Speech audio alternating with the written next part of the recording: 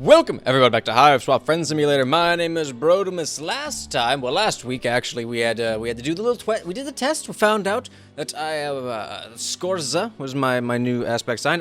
Well, one little quick thing, real quick. I got back from my trip and my computer decided to shit the bed. So I have to record on my laptop. So if there's a dip in quality, I apologize profusely. I'm trying to work on it. Took it in, got it looked at. Something on the motherboard might have just gone poof. I don't know. I haven't had an official diagnostic done on it yet. So in the interim, we're gonna be doing this on a laptop. So things might look a little bit shittier, but that's okay because we're playing Friendsim, and Friendsim isn't that much of a intensive game, so we should be okay. So last time we finished up, last time we played Friendsim, we finished up Volume 14 of Clownies and Clownies. We have Karako Perot, and the crazy shit that happened there. So now we're on to Volume 15 of Creatives, Conventional or Otherwise. Looks like we have an Olive Blood and a Jade Blood? I'm not entirely sure. But let's get right into it. So this is a double episode, so buckle in. Just hear that little click, please. Fasten all safety belts and harnesses. Get your popcorn, get your drinks, get your beverages, because it's going to be a long one today. We're going to try and do all the bad endings. I don't know how many bad endings there are. Sometimes there's, average of 3.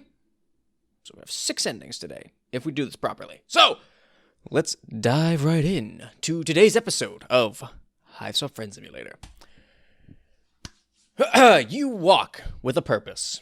You don't really have a purpose, aside from friendship, of course, but you know these streets pretty well by this point, so you can at least strut like you've got one. That's it, and here we are. Alright, so we have Karen Krojib, and Wanshi Adiata. Look at that adorable little thing. She's reading Diary of a Wimpy Kid. Look at that. I like this guy. She's like, Alright, so we're doing Karen, left to right, as we do. Actually, you know what? You think you've had it up to here with friendship. You're sure you'll be back on your regular friend-making bullshit later, but today is just one of those days. A curl up under the blankets with your favorite show sort of day. A leave your phone on silent and say nothing to no one sort of day. And honestly, you've watched a friend almost die of poisoning and gazed upon the juggalo afterlife. You think you've more than earned a day, or night rather, of respite like this. I have gone through some shit. I have been through the shit ringer at this point. I think I deserve a me day. I'm taking a me day. So, just for today, you turn your back on this new swath of Alternian city you were considering walking through and head back to ye old hideout. No explorations now, only bed. You drag yourself... That was a really loud smack, I apologize. You drag yourself up the scaffolding to your hidey hole. More than anything, more than binging on media or relaxing amidst peace and quiet, you want to take a nice, long nap. So you spill yourself into the little pile of bedding, pillows, and various pieces of clothing you've managed to throw together and settle in. As soon as your body touches it, you're out like a light. But it isn't very long until you're awake again, and not because your body is rousing itself after sufficient slumber, but because of a persistent scrabbling sound. Someone's playing Scrabble outside. A persistent scrabbling sound that's followed by a loud thunk. Typically, that wouldn't be enough to get you up. You're a pretty heavy sleeper. I am. Am I? When was this established? But the noise is accompanied by the nagging sensation that whatever is making the noise is in the room with you, and that has you bolting upright. That is, oh boy, it's in the house. You must have woken up in the middle of your REM cycle, because you feel like a mummy rising out of the crypt. Is this real life, or is it just fantasy? Scaramouche. Can you do the fandango? I heard that movie's okay. I want to go see that movie. Anyway, your brain struggles to make sense of your surroundings through the fog of residual sleepiness that still settled over you as you stumble to your feet. Eventually, you're able to discern that the noise is coming from behind and above you, around where the ceiling is. This is turning very odd. The hell, is there a raccoon crawling in the vents? Does Laternia even have raccoons? Probably. They probably call them, bandit rodents or something like that. If it does, you're pretty sure you wouldn't want to meet one, but you can't exactly leave it in your living space either. You get up to investigate. The noise isn't coming from the ceiling like you thought, but from a platform that's been shoved unceremoniously to the very back of the watchtower. There's a large object in front of it that wasn't there before. A giant curved lens that could only have come from the hole that is now in the side of the platform structure. Maybe this was an old telescope or camera or camera that the Condes once used for surveillance.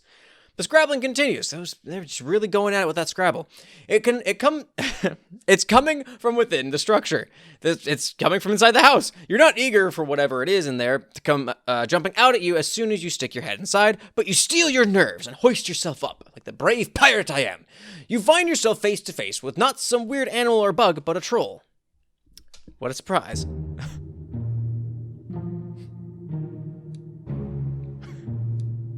okay? This is a bona fide friend-portunity. It's practically fallen in your lap, but you find yourself unexpectedly ornery about it. You would think that you could expect some privacy in your own home, or, well, the place you've adopted as home in Alternia anyway, but apparently not. Even when you've decided that you aren't in a friending mood, there the universe goes, yeeting new friends into your path anyways. Can't you go a day on this planet without dancing the whole friendship jig? Just the universe just yeet friendship my way. That's so fucking funny. Yeeting new friends in your path anyways. It quickly becomes obvious that this mysterious stranger isn't going to offer you anything more than enigmatic gazing into the middle distance. What exactly are they doing in your hideout, you ask? If they were thinking about moving in, they could have at least asked you first. You're the current occupant, after all. I don't want to move in. I already have a hive. I came up here for that. They point past you. You can only assume... I don't know what voice to give Karen. Karen. You can only assume they're referring to the giant lens you'd seen on the floor. Well, if they'd gotten what they'd come for, why are they still hanging out in the platform's innards like this? I'm stuck. And they didn't try calling for help? I didn't notice you, wherever you came from. I didn't think anyone else was here. Would they perhaps like some help? I'm hitting enter. Maybe. I like that I hit enter and nothing changes. It's really disorienting, but I like it. As you hop down from the platform, you find your ire draining from you much like flesh juice from a pimple. Gross. It's difficult to stay angry upon witnessing what's possibly the most pathetic burglary attempt ever, and that's counting your little fiasco with your ship. After walking around to the other side of the platform, you can see the troll's booted legs sticking out from a gap in the structure. It looks much too narrow for anyone to crawl through, and yet that's exactly what they must have done in order to push the lens out from behind.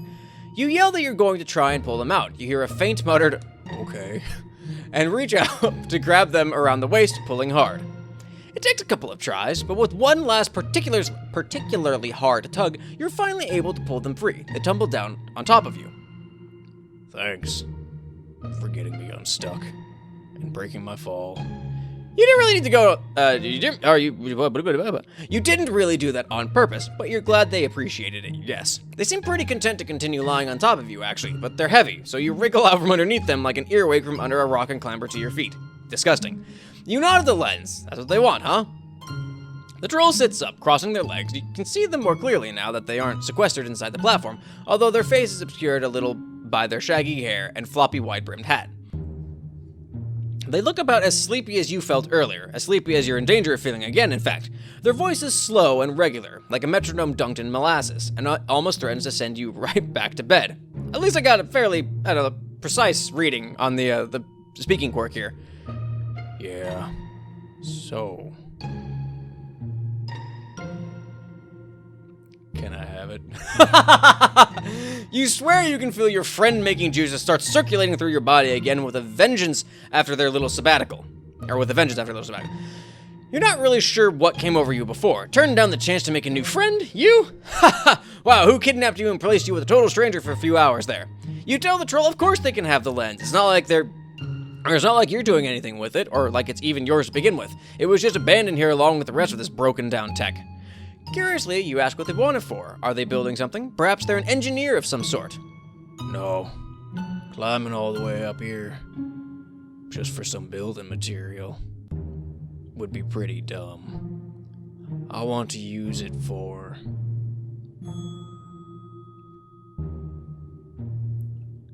art. Ha!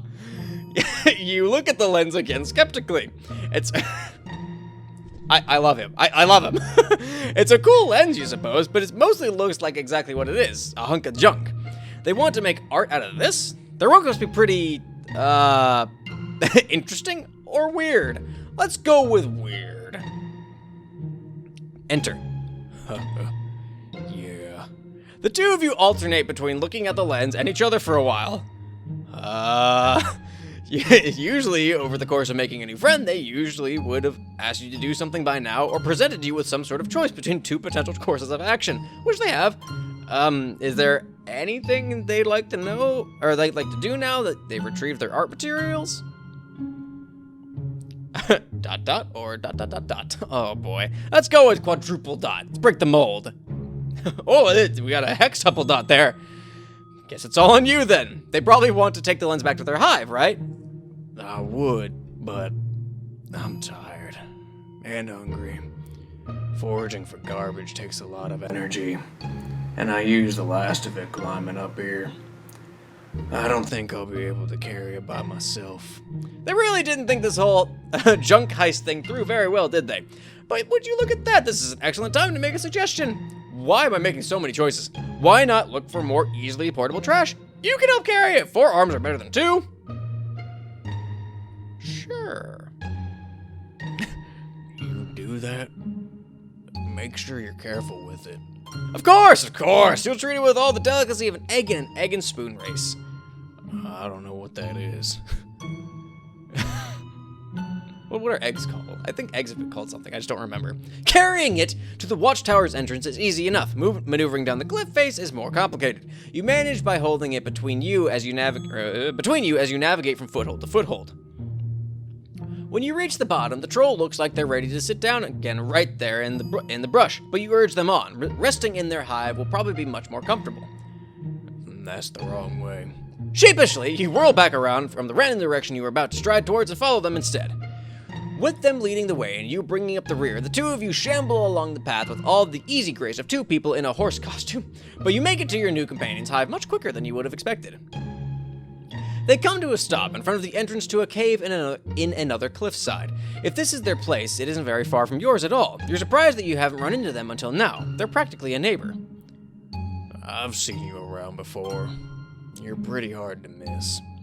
Really? They should have said hi and introduced themselves. The two of you could have been hanging out all this time. Didn't feel like it. Boy, do I feel that. Besides, I was busy. With more of the scavenging and art business, you guess. Well, you're getting to know each other now, which is what's important, I guess. Speaking of, you've been talking and walking along, and you haven't even exchanged names yet. How remiss of you. Usually you would have gotten introductions out of the way from the moment they broke into your hideout, but it's been an odd sort of night. That's okay. I'm Karen. Now come on, let's go inside. They pull you and the lens forward. They didn't ask your name in return, but you managed to bumblingly introduce yourself as you lurch along into their hive. Did I ask you? Why is there a little cow there? That was a little unexpected, frightening, if I may. What the fuck? Is that another troll hidden over there? What is this? At home on Earth, you had a thing about garages. You thought it was interesting to scope the sort of stuff people ended up accumulating. You've seen some real gems in your day. A collection of singing and dancing novelty plant figurines, a small army of Furbies without any fur. Horrifying. The beat-up remains of some kind of cat mascot costume. The inside of Karen's hive is as if every single weird garage you've ever seen converged to exist simultaneously in the same cave. The platonic ideal of garages. It's hard to believe that someone lives here. If you look closer, though, you begin to notice homey comforts tucked among the junkyard scraps and broken furniture piled over the floors and all the way up along the craggy cave walls. Oh, gosh. A raccoon sits on a ledge on one wall, and you think that's a kitchen cabinet wedged into the other? Or into another? So, what do you think? It's pretty cozy, you say, giving them a double thumbs up. The stalactites are a nice touch. I like hanging from the ceiling. Good work. Good on you. I like it. It's a nice aesthetic. I meant about my art. Oh, the art, of course. You cast around desperately. Karen's hive is such a jumble of miscellany that it's impossible for you to figure out which of it is art materials, which are finished artworks, and which are Karen's actual belongings. That's a pretty gnarly skull over there with leaves in the eye sockets. The angle at which that umbrella sticks out of that lawn chair is really, compelling? You settle on a purple object in one corner that looks more like a traditional sculpture than a bunch of household items stuck together. Those curves, that amaranthine hue, truly an inspiring piece. Karen looks at you strangely. That's just the load gaper. You don't know much about art, do you? Busted. No. No, you really don't. I have 2 artist friends, both of which are absolutely insane. Ramel had taught you the importance of giving the people what they want, and Amicia had taught you the importance of putting a tarp down before lopping off a head so paint doesn't get all over the floor. But you hadn't learned very much about actually creating art from them. As you gaze around the cave again, you find that you really want to understand. Clearly, this is something that's important to Karen. Otherwise, why would they spend the majority of their time on it? You, too, wish to experience the marvels of the creative process. If only there were a way for you to learn. If you want to that badly, you could make something out of what I've collected. Really? But they must have worked so hard to find all this. Is it really fine for you to just dick around with it? You're surprised to see that Karen looks pleased at what you're saying. It's maybe the most expressive you've seen them since you met. Yes, this is the most expressive. All art is. All art is digging around. Well, okay, looks like you're already starting to get it. You smile proudly. And anyway, if you make something sucky, they shrug their shoulders. I can just take it apart again and reuse its separate components to make something else. Your smile flags a little. Where do you want to start? Oh boy. You rub your chin thoughtfully, wandering over to the lawn chair with the umbrella in it. A pile of fabric is stacked on top. You rifle through it until you find some colors you like. Then you walk across the other side of Karen's hive, searching for other items you might be able to use. Karen doesn't offer much in terms of guidance aside from cautioning you away from a couple of objects that are actually finished artworks. Whoops. You end up with an armful of knickknacks that you put down in front of what is now a lamppost, but will soon be your canvas of choice. Then you get to work. The fabric you twirl around are all around the post. You tie the smaller objects, a snow globe, an old boot, a fancy Santa. Really? A fancy Santa? Onto it with string. On top, you perch a rubber Walmart goose that makes a majestically horrible noise when pressed. Oh good, the goose is here. As your art piece comes together under your hands, you take a few steps back every now and then to appraise it from further away, making adjustments whenever you find something you're not happy with. Finally, it's complete. You turn to ask Karen's opinion. Newly flushed with pride and adrenaline from having successfully made a thing. Oh, yes. Ooh, he's not impressed. They don't look very impressed. Your face falls. What's wrong? Did you use too much orange? Were the scattered Luce's teeth a little too out there? Listen, you're overthinking this. Just do what feels right. You frown. Don't think at all then. Let your instincts drive you. Thinking a little is probably good too. Okay, don't overthink it, but don't abandon rational thought altogether. What's the point of art then? Let your feelings guide you, but not completely. Pretty vague, but sure, you'll give it another shot. You strip the lamppost back down. This time, you don't spend too long regarding it in all its nude metal glory. You begin working immediately, whipping around Karen's hive in a flurry of cave dust and determination, grabbing things as soon as you lay eyes on them. Karen looks more and more fascinated the longer you're at it. It's not long until their eyes are positively gleaming. Soon, they're taking step after tentative step towards you, as if drawn to you by the sheer force of your artistic energies. I am an artistic black hole. They look like they might want to join in, actually. Is that okay? I see what you're going for, I think. Your vibe has got me all inspired. Of course, the more the merrier. You'd love to see what the two of you could create together. Let's make a cooperative piece. With a barely there smile, Karen plants a traffic cone at the base of the lamppost with a great aplomb. I've never heard that word before. And you're off. It's all a blur after that. The two of you move in unison, like you're co-piloting a Jaeger, except instead of a giant robot, you're steering a feverish, creativity-propelled fugue state. What a badass way to put that. Wow, I think we're almost done. You stand back from your newly forged pile of bric-a-brac, mopping the sweat from your brow. They're right, you're almost finished. Almost. You need to add the finishing touch, the piece de resistance, and you know just the thing. With great conviction, you pick up a box from the floor, tearing it open that all its contents fall all over your sculpture. Oh no. What the hell? My polysacchariferous slats. You freeze. Were those cooking ingredients? You seem to have gotten carried away. You start apologizing, but Karen is already waving your words away. It's fine. It looks better like this. Too good to waste as food. Anyway, I can find other things to eat. You both regard your creation, heaving for breath. You're done. As exhausted as you are, a wonderful calm settles over you as you admire the result of your hard work. It's beautiful. It really, really is. You don't know how, because you think, or you don't think you'd actually done anything different compared to your first try. Maybe you just got lucky. But regardless of exactly how it came about, this is one of the most bizarrely sublime things you think you've ever laid eyes on in your life. And the longer you stare at it, the more layers and depth reveal themselves to you, like the petals of a newly bloomed flower opening to the sunlight of spring. Abruptly, irresistibly, you feel yourself gripped in the throes of profound new knowledge. Karen's artworks are pointless and weird, but perhaps that's what gives them their charm. In such an uncertain and violent world, where troll calls troll, and where you might be trapped in an endless Sisyphean journey across the planet in search of new friends, for a brief moment you can have this. You can stand here, awash in appreciative what the fuck at this masterpiece you've crafted out of a bunch of other people's trash, marveling at how you've birthed something greater than yourself. Sometimes, trash can be beautiful. You think you understand now.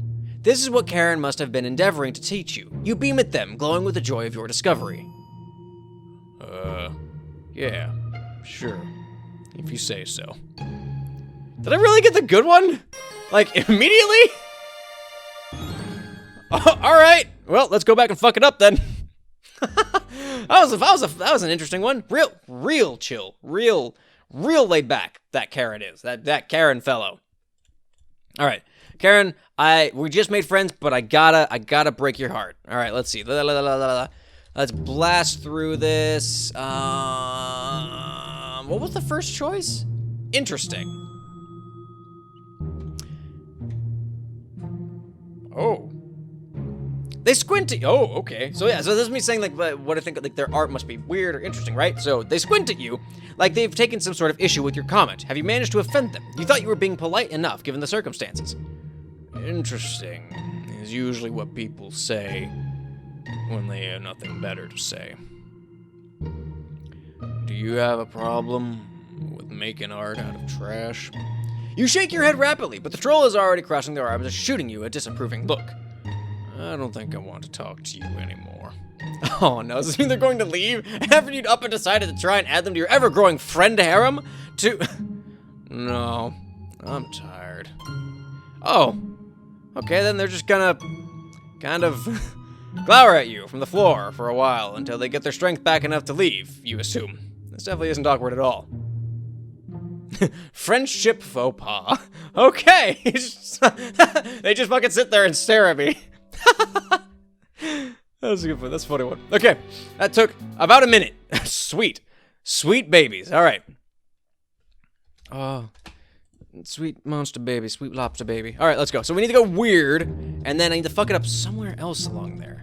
I have multiple choices though. Is the problem here? So we go, yeah, blah blah. So let's do the quadruple dot again, because that led to the next choice, which is why not look for more easily portable trash.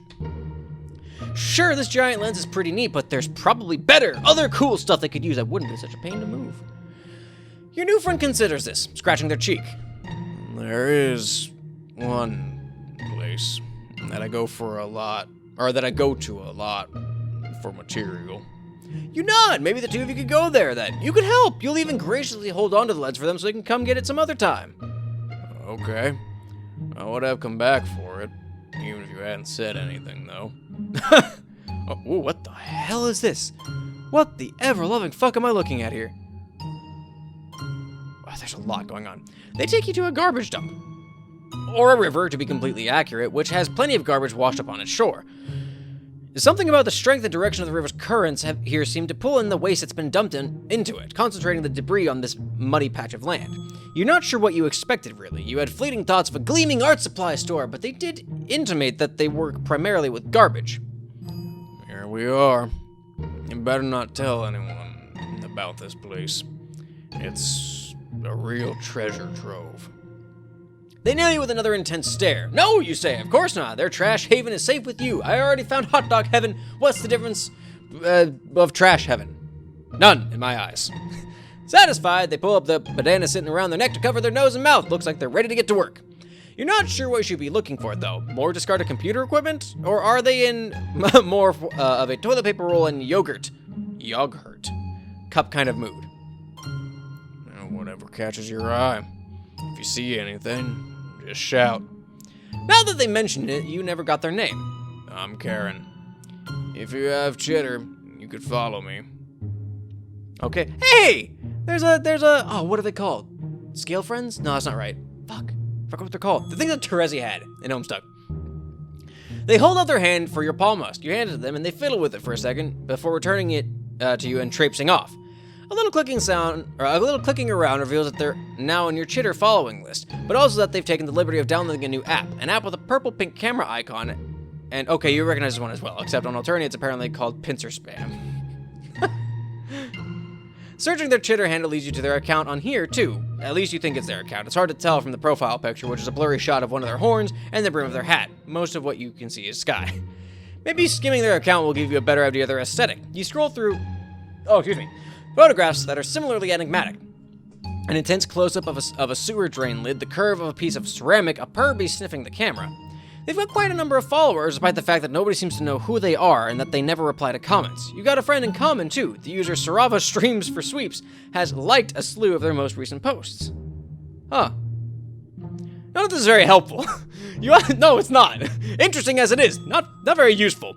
You also realize that you're standing here stalking your new friend on your phone like a creep when you could just, go talk to them some more. So you hurry off after them. By the time you catch up, they're squinting at something. What's that? Over there. You follow their gaze. It's a hideout of some kind, a small cave tucked into the rock. The two of you approach it curiously. Karen stoops to peer at something on the ground near its entrance, but you decide to venture further in. You think you might hear voices, and their sources become apparent once you've taken a few steps inside. Oh, who goes there? Reveal yourself. I forgot what voice. Keneal! Oh, it's just you. Back for round 2? The likelihood of this battle's outcome being anything other than me kicking your ass is exactly 0. Typically, this would be a massive waste of my time, but luckily for you, I have nothing better to do. As Dodger searches for dude, bro! As Dodger surges forward, presumably to attack you, but any air of intimidation his little speech might have had is quickly diffused by Keneal grabbing him firmly by the back of his coat and yanking him back. I don't remember the voice that gave Keneal. Dodger, don't be rude. As Dodger shrugs Keneal's hand away, the quiet sizzle of his psionics is like the hiss of a pissed-off cat. This, my dear Keneal, is merely smack talk. As a prince among my caste, rudeness is simply not a part of my repertoire. Keneal just snorts. Well, stop being a strife-hungry dick. My friend is delicate, okay? You protest that you aren't at all as delicate as the last time you'd run into each other. You've seen some shit, as Dodger sparkly sigh. Nonsense doesn't scare you now. The two of them are too focused on each other to pay any attention to you. You telling me not to fight is, for once, is pretty rich. Don't you think I feel the same as you? It's been too long since I've had someone to punch. Whose bright idea was this in the first place? To hole up here in a trash dump for days. I've told you over and over again that we are here because our quarry is somewhere close. We just have to figure out exactly where. It's a perfectly rational plan. You would see that if you just think for a second. Yikes. You thought that maybe you could have a nice 3-way friend reunion, but they're too busy squabbling. Meanwhile, where had Karen gotten off to? You slink away from the escalating sniping, looking around for them. You're not entirely surprised when you find them hunched over some object on the ground, poking at it. You know these two, you say in a stage whisper, pointing in Keneal and Dodger's direction. You can introduce them once there's not quite so much yelling going on. Karen pulls down their bandit to answer. No thanks. I found something more interesting over here. They gesture at the object. This is a great find. I've never seen anything like it. I could make something amazing out of this. You take a proper look at the object. It appears to be a miniature satellite dish with a few pipe cleaners sticking out of it. Unlike all this other stuff out here, though, this object is moving. I'm not gonna get used to this shit, man. The dish is rotating while a few lights glimmer softly at its base. You're pretty sure this isn't trash, and weren't Keneal and Dodger just discussing tracking someone? Whatever this is probably belongs to them. Yeah, that's why you've got to distract them. I'm sorry? Bro, buddy, huh? So I can nab it. Okay, this is no longer scavenging, this is straight up thievery. You glance at Keneal and Dodger again. They're so preoccupied with arguing with each other that they haven't even looked your way. But once they realize the tracker's missing, they'll probably decide to go after Karen to get it back. If that happens, stall them. And so I can get away in time.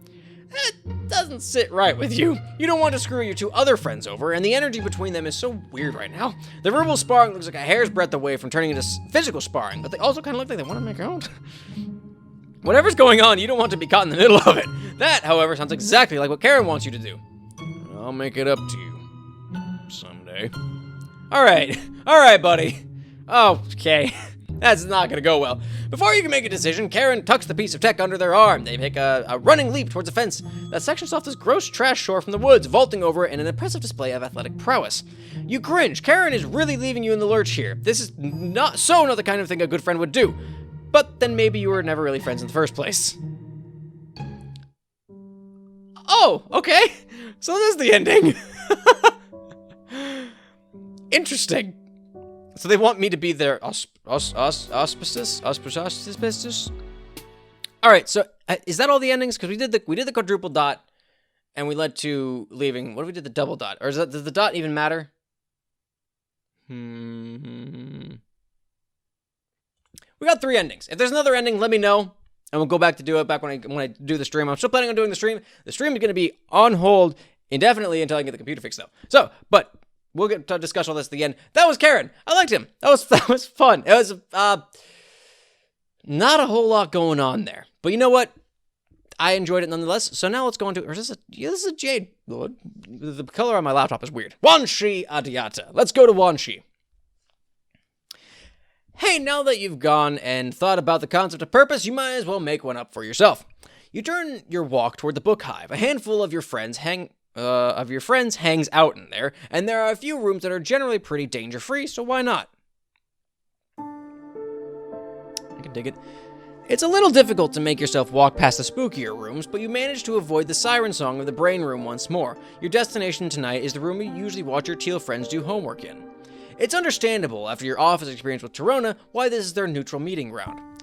Unfortunately, a casual stroll through the stacks uncovers no friends at all. Damn. I am all here all by myself. You consider trying out a higher stakes locale when, wait! You see a shoe peeking out from one of the bigger hexagonal book hole things. Shelves? It really doesn't maximize space to have shelves shaped like that. Whatever. If you get caught up in trying to make paltry shit like troll bookshelves make sense, you'll drive yourself to madness before you can figure out if the shoe belongs to someone you know. You walk toward it, and the shoe is revealed to be on the strut pod of a troll whose head is barely peeking out over a book, and, nope, a jade. But not one of your friends. Whoever it is curls up smaller in the hexagon, burying their face deeper into scribble journal of the gullible wiggler. So yeah, Diary of a Wimpy Kid. Okay, I never read that book. I had no desire to read that book. It's not the most inviting posture, to be sure. The polite thing to do would be to keep moving, probably, but you feel a little off about that. You gently nudge your foot into hers, where it still peeks out of the shelf, and ask if she's okay. It'll clear your conscience if nothing else. The book lowers. What voice should Wanshi have? The problem is, like, the voice I want to give her is similar to Amicia's, like, I'm great! Just looking on a journey of the imagination through some classic literature. Nothing to see here. Oh man, it's another kid. I guess we're gonna go with that, fuck it. You know young trolls have to handle themselves as much as older ones, but as well acquainted as you are with the facade of pretending you're exactly where you're supposed to be, you get the feeling she's not exactly telling the truth. So you're equipped to help. Plus, it's not like you haven't befriended a few tween sweep equivalents here on Alternia already. You successfully didn't get murdered by Amicia, and you did a passable job befriending Torona and Karako. Though, sometimes you wake up shaking, the remnants of dreams where you failed them on loop in your brain, where they... You shake that horror from your mind and try to look as non-threatening as possible, not that it's particularly hard for you, as you speak. Ask her if Bronya is proud, ask her if she's seen the brain room. I feel like if we go to Bronya... God, what's the bad one here? I want to get the quick bad one done. I'm bad at getting the quick bad one done immediately. So let's go with Bronya. Just commit. Stick to your convictions. Did she come here with someone? Bronya, maybe? You know, Jades her age aren't really supposed to be out and about outside the caverns. Oh, I see. You're a snitch. Want she out? What the fuck? With that, she tucks her legs up against her and rolls out of the shelf with an agility only youth can manage and takes off between the stacks. You chase after her, but wherever her next hiding spot is must be even better. Eventually, you give up. Okay, cool. We got the bad one out of the way. Youth roll! Okay, sweet. So we got the bad one. We got the quick bad one done. Out of the way. Done. Good to go. We are golden. All right. Youth role. You're a snitch. Oh boy, alright. Oh man, it's another kid, yada yada. Ask her if she's seen the brain room. You still get the feeling she might need some help, so you ease into it. Maybe she'll open up a bit as you talk.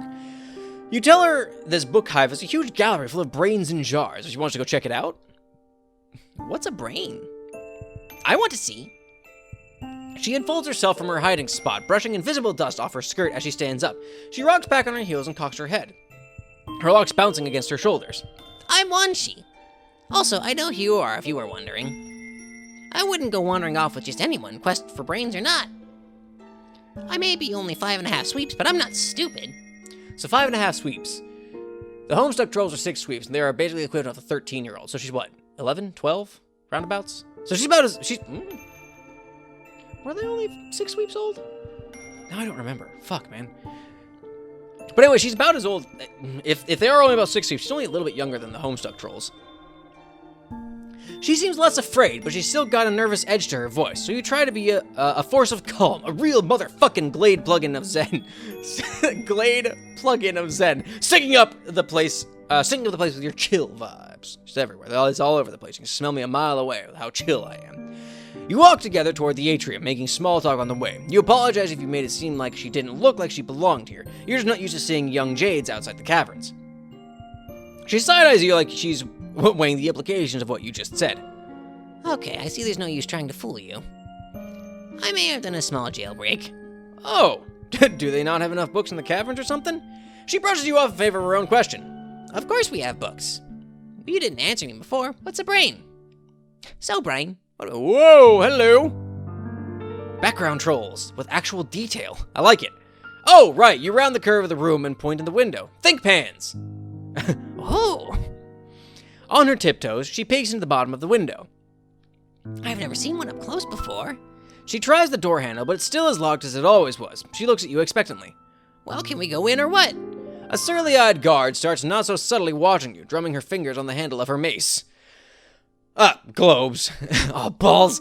You were trying so hard to be cool and approachable that you fucked up and forgot that this room was off limits. Taking it to break and enter is, well, it's pretty much par for the course, actually, but it's not what you meant to be doing. My intention was not to take this kid and bust into some library brain room. No, you saw it, looking only, and now you're done. Great, time to move along. Ugh, lame. Wanshi doesn't pick up on the danger behind her. Even with your hurried speech, you change the subject to why she broke out of the caverns, if not for more books, and start walking, hoping she'll follow you. She doesn't. Oh, I was trying to get to BeastCon. BeastCon? It's like a furry convention? What is that? It's a convention for all kinds of cool stuff, but I want to go for the Soldier Purpies meetup. My fanfiction is pretty popular. Oh boy. I have a lot of fans going, and I thought maybe I could make friends with some of them. But I don't know where anything is out here, so I got lost. She takes a deep breath and a step, finally, but then stops and clasps her hand together. Oh! The guard starts walking. You eyeball the exits all the way down the curved staircase. You can make it, but you can't just leave her here and take the fall. Wanshi keeps talking, oblivious. Lynera is always complaining about how you're everyone's best friend and how you know so much. Do you know where the con is? We could go together. The guard gets closer. You gotta make a decision, and fast. Take her, pretend to take her. I wanna get the bad one. I wanna end with the good one.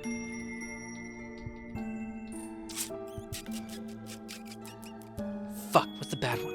Let's pretend to take her. Let's go pretend to take her. If I fuck up and get the good ending this time, it's whatever. You've heard of the con she's talking about. You were thinking about going with Tagiri and Polypa anyway, but the list of activities seem a little too dangerous, honestly. Yeah, it's a convention. These past few months you've been up to your ass at close calls, and you'd quite frankly like to cut back on them, including, the one your ass is currently embroiled in. You make some non-committal noises as you work out how to tell her.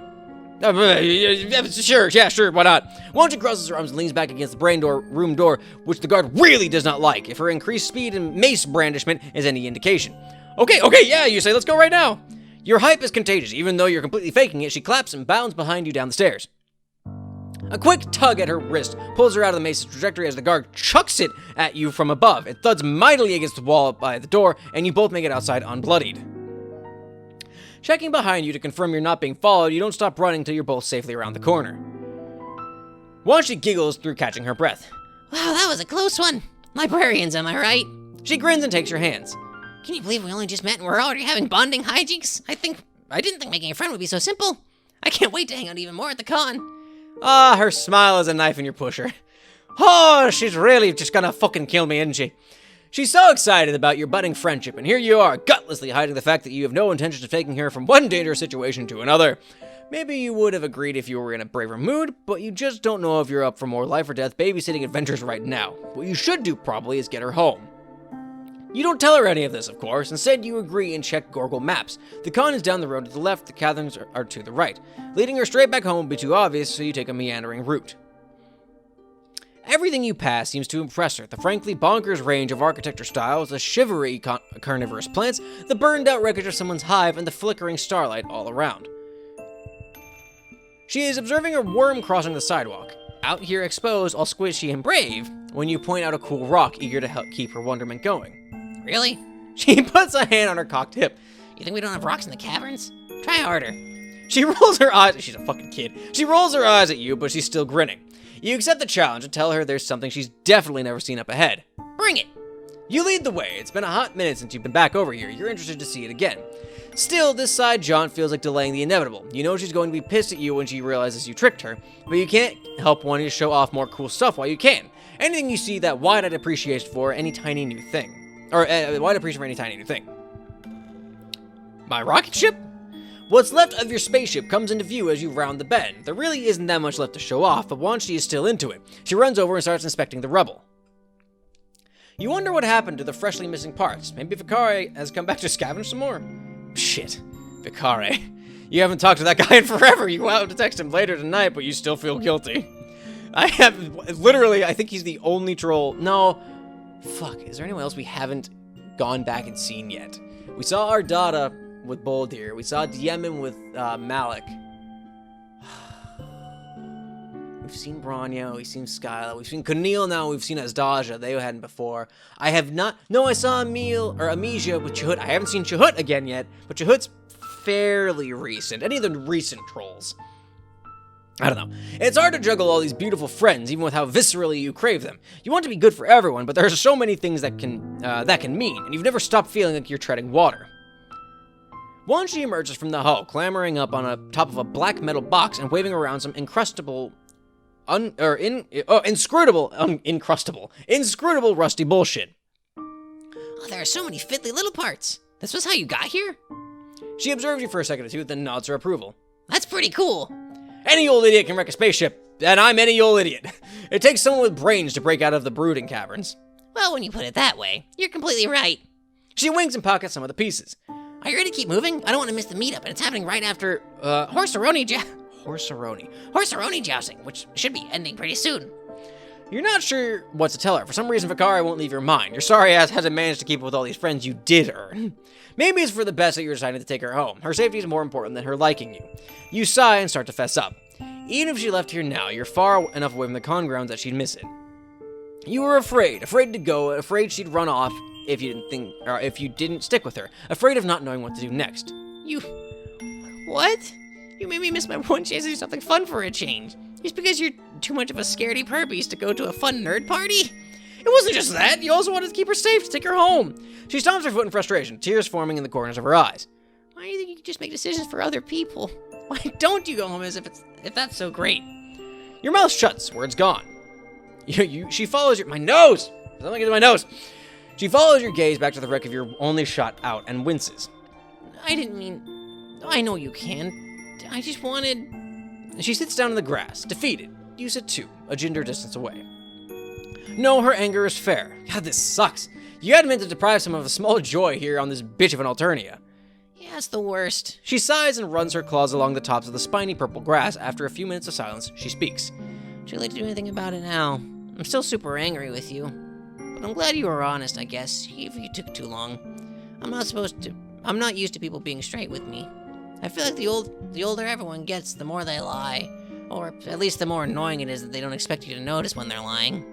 Not that I can super tell how old you are. Your alien physiology is a little inscrutable, but you know, more or less. Your palm husk buzzes, interrupting your train of thought. You both look at your two new texts. Tagiri, okay. Are you sure you still don't want to join? Things are beginning to get interesting over here, and you may have the privilege of seeing me at my peak performance if you come by. Stay put. There's a collar bear on the loose. I don't want you on the already very long casualty list. You do a quick gargle, but holy shit, social media is already on fire with the news of a con attraction getting free and mangling attendees left and right. The familiar ghostly feeling of a near miss shivers down your back. Whoa! Her eyebrows pull together as she works through the images she's seeing on the screen and what it would have or could have meant for her. She's still a little teary from before. I guess, thanks? Not that you did it on purpose, but I guess maybe it worked out okay. Did I get the good ending? Son of a bitch! I do not love being trampled, but it still sucks I didn't get to I didn't get to go make friends. You don't want to be too presumptuous, especially after all that. But maybe this time might still be salvageable, new acquaintance-wise. Wanshi blinks back her disappointment and puts on an attempt at a smile. Maybe. Might as well see. What was she gonna do with her new friends? Maybe on your way back to the caverns, you guys could talk about soldier purbeasts or scary horse jousting or whatever else you wanted to do there. Soldier purbeasts. Is that Thundercats? Is that what that's supposed to be? She stands up and crosses her arms, looking you over, her smile turning real. You think you've got what it takes to roleplay? No! You stand up too. You're super cool with roleplay. You've basically been doing this since you landed. So what's the deal again? You ask. You start walking home. Magic cats? Magic? What are you, some kind of wiggler? No, there's no magic in soldier purbeasts.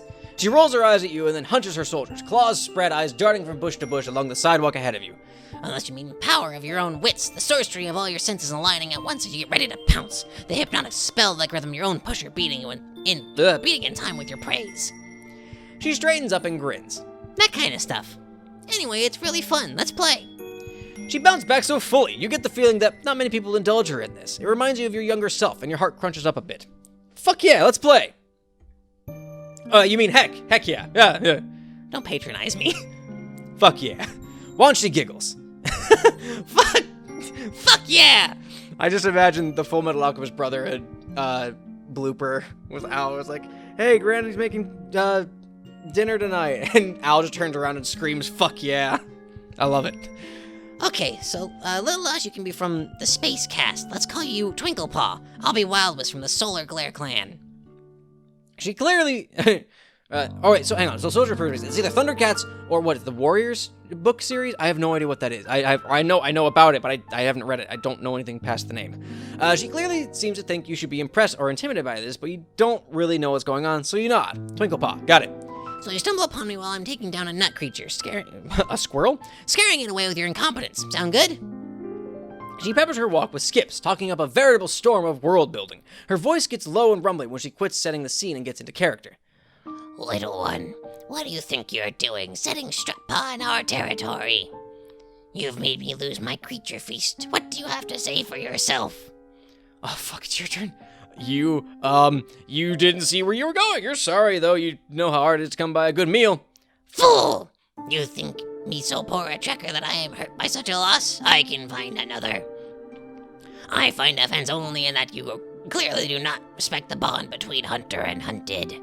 You blunder in and interrupt the sacred rhythm of my fangs, its neck, or its claws, my face. Now, neither of us can know who would have prevailed. Oh, jeez, you're still, really sorry about your strut paws? You're constantly sticking those into other people's sacred dances. Maybe there are some more nut guys over there. Once she stops walking, gives you a withering look. Is that really the best you can do? No, you'll try again. How dare this purbeast accuse you of such a thing? Your intentions are as noble as the wild pusher that thumps in your, bone cabinet? Oh, no, man. Wanshi bounces, hands in fists, grinning. Ha! A little over the top, but not really a StarCast approach, but you're getting there. You practice finding your soldier's characterization sweet spot as you walk her home. You take the most direct route, but you let her stop to explain purbeast grooming habits, to breathe in the rotting perfume of a flower, and to appreciate yet another sidewalk-braving worm. Eventually, you reach the cave entrance you know. Oh dear, I forgot Lynara's voice. And standing under it, Eve is Lynara. A very pissed-looking Lynara, which isn't your favorite mode for that particular friend. Where have you been? I said I'd be right back. Not, hey, go run off with me, make excuses for you. Well, I'm back now, so you can get over it. I know you won't tattle. You don't want Brawny to know you lost track of me. Watch yourself! Lynara glares fireballs at her and then turns to you, softening the tiniest of bits. Thank you for bringing her back, the short one back. Do you want to come in? You appreciate her politeness, but nah, you should go and let the jade settle down and everything. Plus, you have another friend you need to check up on. Before you can say anything to Wanshi about how you hope she ends up having an okay time, she scurries off around the corner, calling back over her shoulder. Wait, I have something I want to give you before you go. So you wait. Lana keeps looking at you, arms still crossed. You better be glad she's okay. If she got hurt, I could never. I mean, I would be in so much trouble. So it is warriors. Okay. You don't have to call her on secretly caring because Wanshi comes running back with something in her hands, her hair bounding behind her. Here, read this. Then maybe when you come back to visit me, you'll be, a little more informed about the Soldier Purr-Beast universe. I only have one person to play with here, and he usually pretends he's too cool. Like he doesn't absolutely love Purr-Beast cast drama. So who is that? She bows a little as she offers the book to you. It is tattered with love. It's my personal copy, but I think I can trust you with it, Twinklepaw. What do you say? You clutch it to your chest and tell her you will guard it with all the honor and spitfire StarCast has to its hallowed name. Best book buddies. Oh, that was awesome. That was really cute.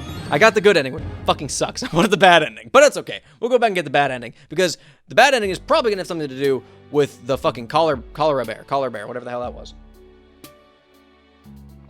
I need some water, excuse me. Because that was, Wanshi is a little tough on the throat.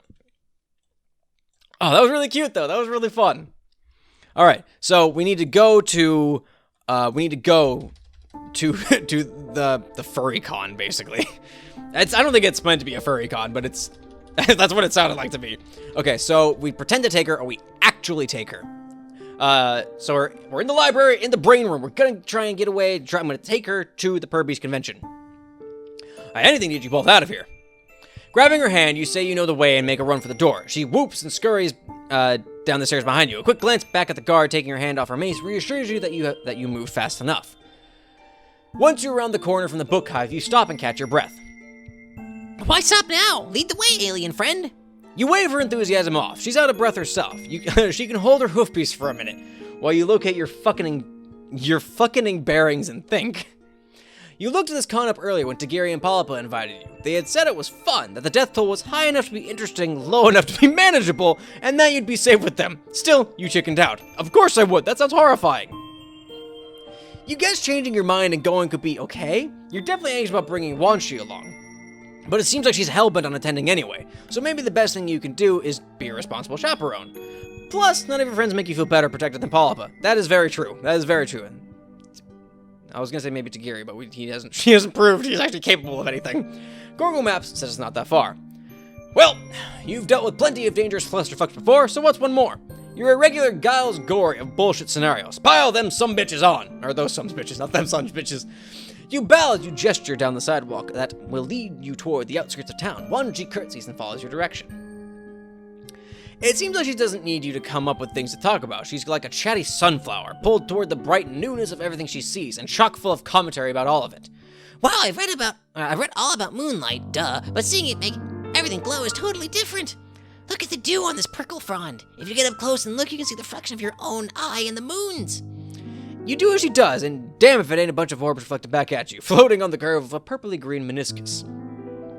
Her curiosity isn't overwhelming or draining in the slightest. You tell her it's kind of nice, actually, to meet someone else who is experiencing this place for the first time. Yeah, the caverns are fine, but there's so much to see out here. Everyone else sneaks out. I don't know why it took me so long to try. No, actually I do. Getting in trouble sucks and I hate it.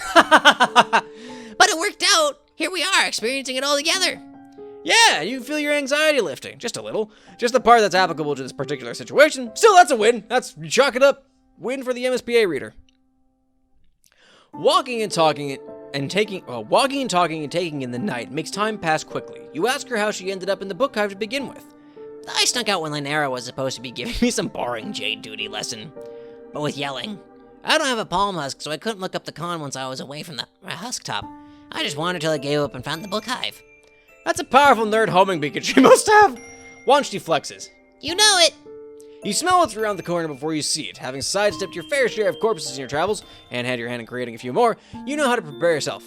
Wanshi, on the other hand, you know the brooding caverns aren't some diaper baby summer camp of innocence, but you're also not sure how much viscera she may or may not have seen. No matter your respective levels of gore viewing experience, you both stop short when it comes into view. Whoa. She takes a tentative step toward what's left of the troll and then retreats, hovering close to you. It feels like you should keep moving, like you should avert your eyes and carry on or whatever the fuck before the drones come by to clean up, but she's still staring. Her steps, when she finally takes them, are soft. She crouches down and leans in with reverent scrutiny. It looks different. Not in a jar. You wonder to yourself, as Wanshi shakily takes it all in, if bloodthirstiness is a trait only certain trolls are born with, or if they have it grounded into them by necessity, by expectation, by entitlement, by fear. Next, because your brain is wired around itself, you wonder the same about humans. Wanshi doesn't look away for a while. You go over and put your hand on her shoulder, and she stands up and walks away with you. There is no ceremony to it, no placing of leaves over the remains, no prayer. I don't get it. This is some heavy shit all of a sudden. She doesn't finish her sentence. She takes your hand and pulls you back in the direction you were walking. She looks confused, like she's still trying to work out what she just saw. You guess you could have given her more time to process it, but you're not sure comprehending death is really a thing that you can just, figure out in the wilderness with an alien in one night. After a few minutes of silence, you point out the call of some flat beast, and she mimics it, and smiles. Soon after, the pointy-topped tents of the con rise over the horizon. Once she starts running, dragging you behind her. Oh shit, here we come! She's vibrating out of her skin. You're basically doing the same, though it's less an excitement thing and more an emotional whiplash thing. Whatever, you can work with that. I can channel that. Wow, look at all these detailed trolls. Look at this, that guy's missing a leg. How about that? You attempt to dig into the new vibe as you walk up to the gates. There are some vendors and artists and trolls all around. It's like some unholy combination of Anime Con and Renaissance Fair, but with more people walking around sporting recently inflicted limps. In an attempt not to focus on that, you look around for your other friends and ask her what she's excited to see and do here before her meetup starts. Does she want snacks? It looks like there are snacks. It looks like there are snacks. Yeah, I could want some frazzled saccharine fluff candy in a bit. But yeah, there's a lot to do. There's the collar bear riding, the cosplay competition, You cut her off. Doesn't she mean cosplay? There are trolls you think might be in cosplay, or maybe that's just, how some trolls dress. Yeah, there's that too, if you don't want to get your claws too bloody. What, did I misread that? Hang on. What did it actually say? Oh, cosplay. Oh, not cosplay. Cosplay competition. Oh, okay. I got it now. Oh, got the connection. Oh, jeez, it's the old nerves coming back. Oh, them good old anxiety feelings. You really hope that bringing her here was okay. There are other young trolls roaming around, so you're probably good, maybe. You try not to think of the body you saw as an omen. There are bodies all over the place here in Alternia. That's a dime a dozen, a corpse here, a corpse there. Everybody has a corpse. You pull out your palm huck and consider your friends. You could message Polypa or Tagiri to see where they're at, but your thumb gravitates toward Bronya's gripe profile. Whew! Okay then! Right when you decide you're being dumb and pocket your phone, a lot happens at once. Wanshi starts to pull you toward a dude in a utility kilt, handing out flyers. A bowel-rending sound rends, your bowels, and then a massive armored bear with huge beefy biceps hurtles through the grounds, hollering and grinding tents and con-goers alike into bent, splintered pulp. That is...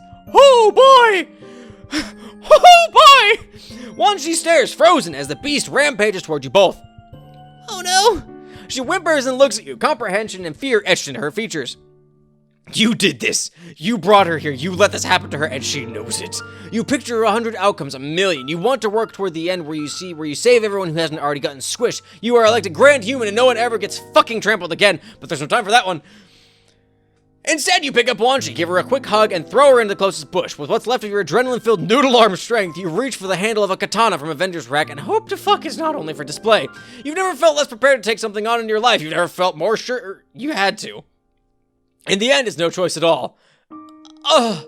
The beast charges you, teeth bared and rainbow bloody. You hold your position, pinky and ring finger tight near the bottom of the handle like Tagiri taught you. When it leaps at you, tackling you to the ground, and you bury the blade into its chest. Oh, the collar bear lays on top of you, the last of its life twitching out of it as it presses your life out of your lungs in return. Through your darkening vision and under the furry dead weight pinning you to the ground, you see her. From the edge of the woods, eyes wide and watery with understanding, Wanshi picks herself up. Oh. Oh. All right, well. An hour in. That's it. Why, we did it, everybody. Congratulations. We got another double episode out of the way. Fucking hell. I really like those ones. Karen was a lot of fun.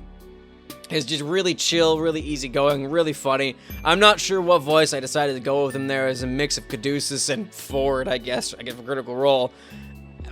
I have very few young child voices in my repertoire. My range is not that good. So Wanshi sounds very similar to Amnesia. A bit happier and less psychotic, maybe? But, I don't know. Fucking hell. I like those ones. I really like Wanshi's. Wanshi's was really fun. That was adorable. That was a really cute story. And the good ending is really neat. I really like that good ending. It's really nice. We got to see Lynera again. Lynera was one we hadn't seen again. Hadn't seen twice yet. So we got to see her again. That's kind of neat. I really like those ones. So, we're back on track. Like I said earlier at the start of the episode, my computer borked. Something happened. It went, I got back from my trip. Plugged it in, it has a loose power cable. It started the power on, like the front LED turned white, powered off, turned white, powered off again, now it just stays orange, doesn't turn on. I took it in, had the power supply tested, guys said the power supply is fine, so something in the motherboard probably got fucked. So, for the moment, I'm playing on my laptop. Hopefully, like I said, if there's a dip in quality, I apologize, I hope you guys understand. In the interim, until I can get my computer fixed, it's gonna be a while before I can get my computer fixed because I think I might need to buy a whole new motherboard. I only know certain computer PC tinkering things. I replaced my power supply and graphics card a year ago, but anything past that, like, I'm out of my depth. I have to like learn new shit for this. But so in the interim, please just bear with me and bear with the quality shift just for the time being until I get my computer fixed. I don't know how long it'll be. It's indefinite. And the stream, while still planned, who knows when that'll happen.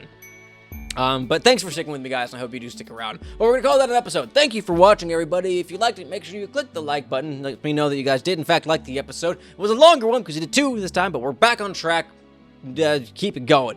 Subscribe and keep up with my stuff. We're back to having a new Friendsim episode every Friday at 1 p.m. Eastern Time.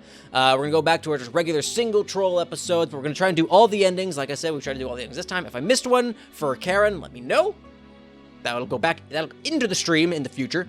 What was it? Share with your friends. Show them that there's a juxtaposition here. There's the nice calm trolls, and then there's the crazy trolls, and this is just a cute story going on. Something just a nice, chill, fun, funny, hectic, chaotic, mind-bending, but then there's also just cute shit that happens in this.